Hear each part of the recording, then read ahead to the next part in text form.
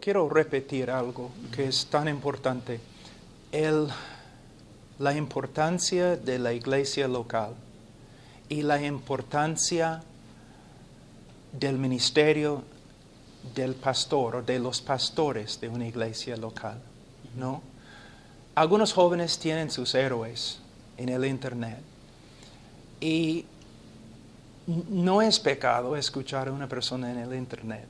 Dios ha usado las prédicas en el internet, pero nada puede reemplazar la obra de un pastor. Los jóvenes, en mi opinión, su necesidad más grande, hablando humanamente, es estar en una iglesia con un pastor sincero que está cuidando su alma y predicando la palabra de Dios.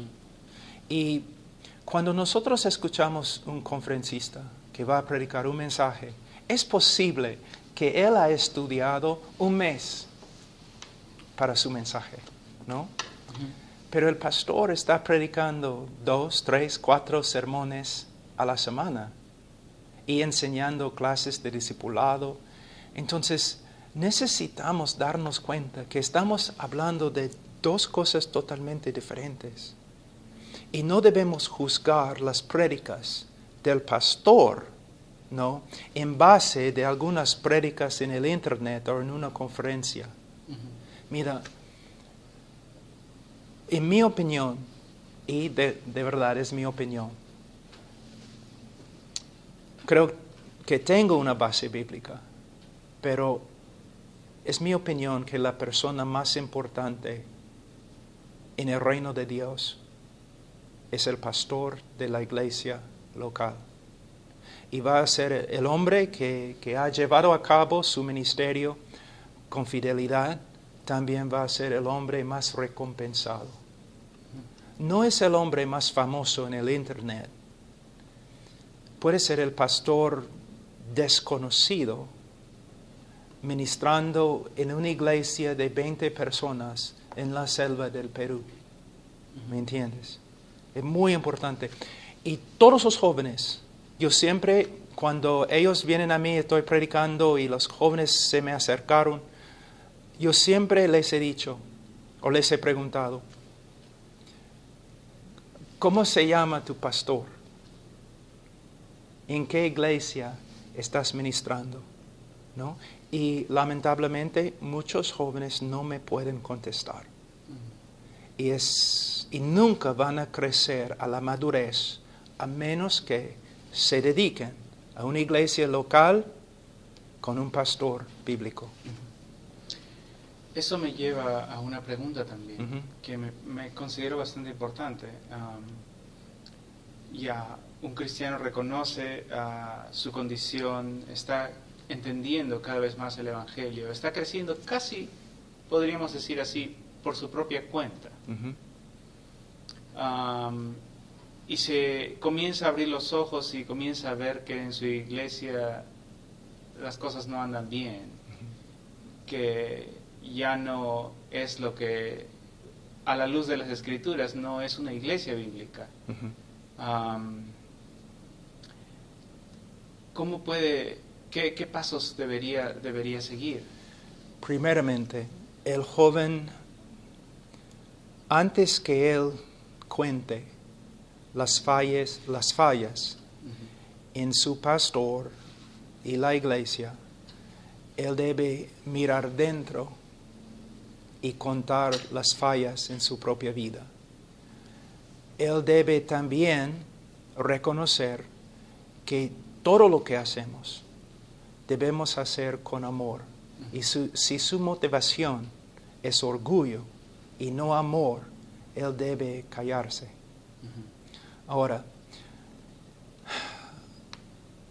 yo tengo diferencias pequeñas, doctrinales, con mis mejores amigos, aún con mi pastor y los otros pastores. No hay dos hombres que están de acuerdo en todo.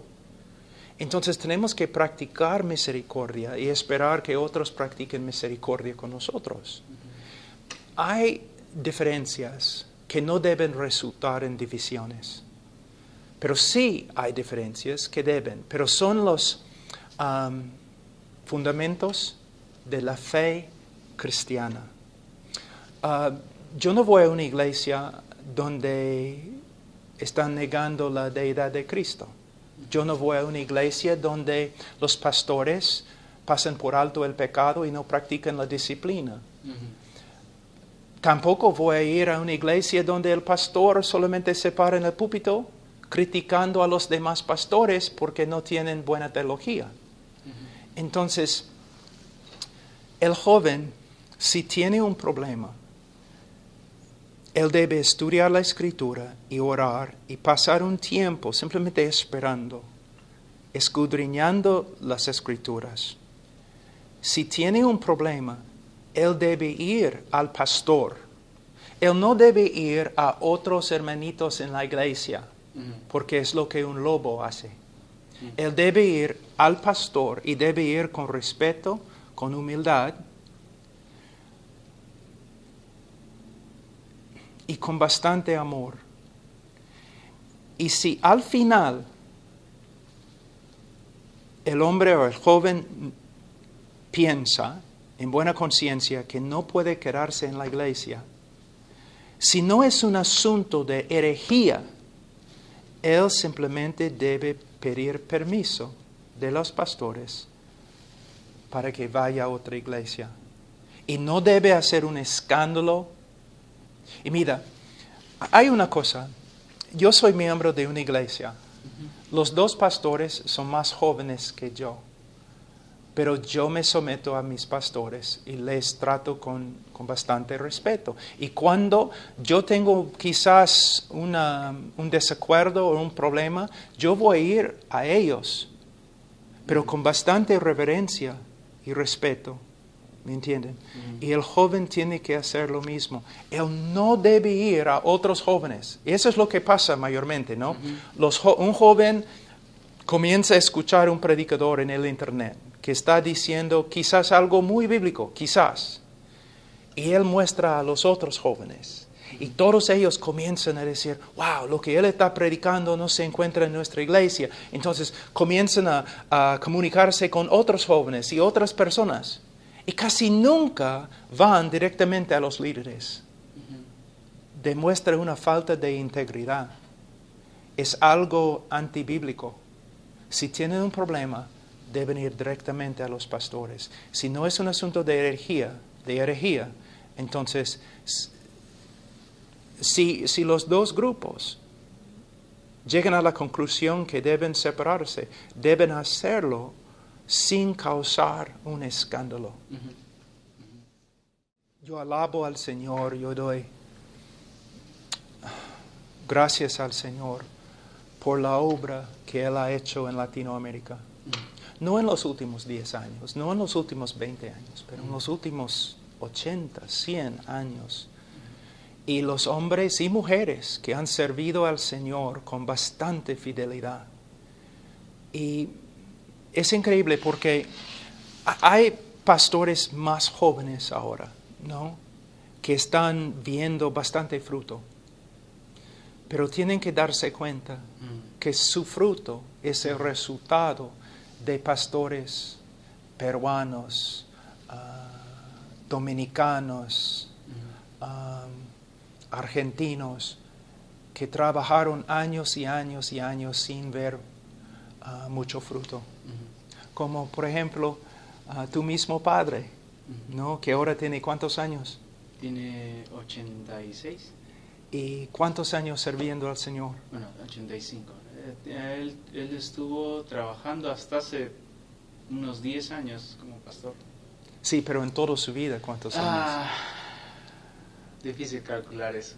No, 50, por ahí 60. Más ¿no? o menos. Sí. Más o menos. Y mira, necesitamos darnos cuenta que son hombres como él, luchando años y años y años, sin ver mucho fruto a veces.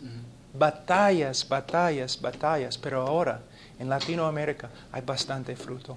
Hay bastante fruto y nunca debemos menospreciar el Evangelio que ha sido predicado todos estos años en Latinoamérica. Ujú.